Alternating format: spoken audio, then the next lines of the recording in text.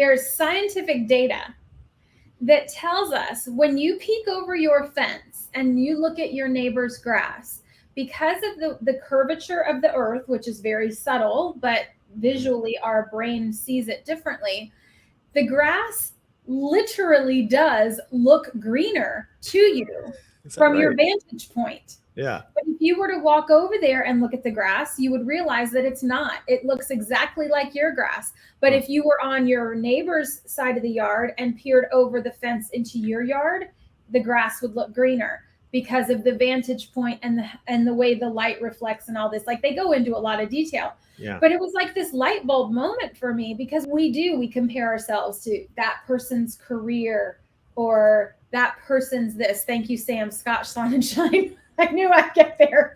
Yeah. It's a fabulous book. But we tend to always interpret what other people are doing as they must have it so easy. Or wouldn't it be nice if I could, as an entrepreneur, you get to make your own hours. As an entrepreneur, you can travel and write it off. All these things, right? And my friend who used to own her own business, she would joke because people would be like, oh, well, go, you can travel and work from anywhere. You can write it off. Well, yeah, but you still have to pay for it. Right. Like, it's not like free. So there's, and if you go travel and stop working, you're not making any money, right? Because you're not out there bringing in clients. There's certainly trade-offs to it. And you and I were talking right before we started recording about these, influencers that we watch and observe and follow on LinkedIn and other social channels that, a lot of people don't realize followers does not equal income. You could be creating great content and a lot of people could be following you, but it doesn't mean that that's actually a business or you're able to pay your bills. A lot of people are really struggling because they haven't figured out what to do with that. And maybe they're not meant to be entrepreneurs, or maybe they're just not there yet.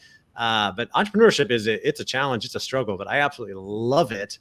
And I would make less money doing this versus 3 times as much working for a company. But that's me. That's what because I've done so much self-reflection and inner work to really understand who I am and what drives me and what I love, and design the life and the career that I want.